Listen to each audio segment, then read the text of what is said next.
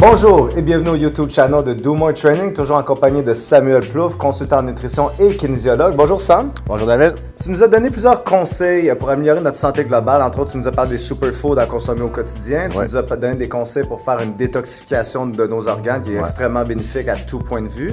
Maintenant, pour les gens qui nous écoutent, est-ce que tu pourrais leur donner une structure alimentaire, des trucs à consommer au quotidien, peut-être un genre de petit planning de ce qu'ils pourraient consommer à chaque jour?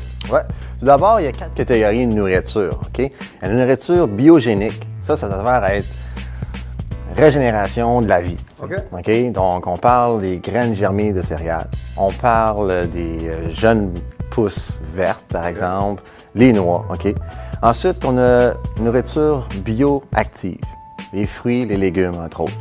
Biologique, une culture biologique. Ensuite, on a la nourriture biostatique. Biostatique, c'est qu'elle ralentit un petit peu la vie. Donc, des aliments qui sont cuits, OK? Ou en conserve, par exemple. Et puis, nourriture qui s'avère être biocidique. Biocidique, c'est des aliments qui sont transformés, qui sont acides, là, qui sont industrialisés. Qui sont à éviter, bref. Qui sont à éviter, oui. Dans ces 4 catégories-là, est-ce qu'il y a un ratio à respecter ou que tu recommandes, sans venir fou avec les ratios, est-ce que tu aurais une petite structure à recommander pour les gens qui nous écoutent? Oui, au niveau de la nourriture biogénique, celle qui régénère la vie, un bon 25 devrait contenir cette nourriture-là en début de journée, le matin entre autres. OK? Donc, je vais parler de noix de Grenoble, noix d'amande trempée, je vais parler des graines végétales, donc les graines de chia, de lin, de chanvre. Je vais parler également de certaines pousses, les pousses d'épinards, de brocoli, de betterave, pissenlit. Ensuite, un autre 50 de notre nourriture devrait provenir de bioactives. Bioactives, on parlait de fruits et légumes. Donc, que ce soit au niveau du chou, du kale, que ce soit au niveau des baies, des bananes, ananas, avocats, ou noix de coco. Ça se retrouverait dans cette catégorie-là, une bonne partie, 50 Exact. Un autre 25 serait au niveau de la nourriture biostatique, donc cuit. Ça va être plus le soir. Et le soir, on peut penser par exemple à des patates douces, des plantains, des courges. Et quand je parlais au niveau des aliments biostatiques, les fruits et les légumes, on parle de ça durant le jour surtout. Le 50 ça va être le jour. Ça va aussi être avant, pendant un effort physique.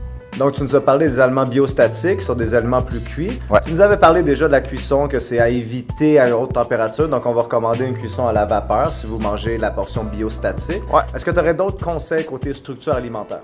Bien, c'est sûr que dans le monde actuel qu'on vit, il faut s'adapter. Ça, c'est un régime idéal là, en termes de pourcentage. Puis quand les aliments biocidiques à éviter, mais nécessairement, je suggère plus d'y aller avec une approche avec un équilibre. Donc, un 5 jours semaine, exemple, du lundi au vendredi, on respecte notre plan au niveau de la nourriture biogénique, biostatique, bref.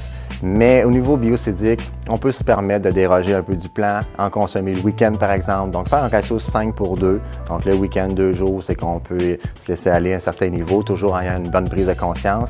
Avec tout ça, vu qu'on a beaucoup de facteurs de stress avec lesquels on doit vivre, méditer ou faire la sieste, hein, on le fait quand on est jeune, on arrête dans le monde adulte. Donc, de réintégrer ça va faire en sorte qu'on va mieux gérer le stress du quotidien. Ouais.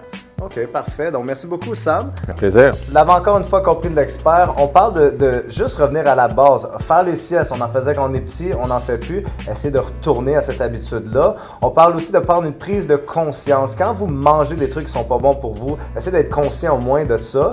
Puis après ça, petit à petit, essayez de créer des changements avec ça, selon ce que Samuel nous a conseillé. Et aussi, toujours, restez focus. Merci.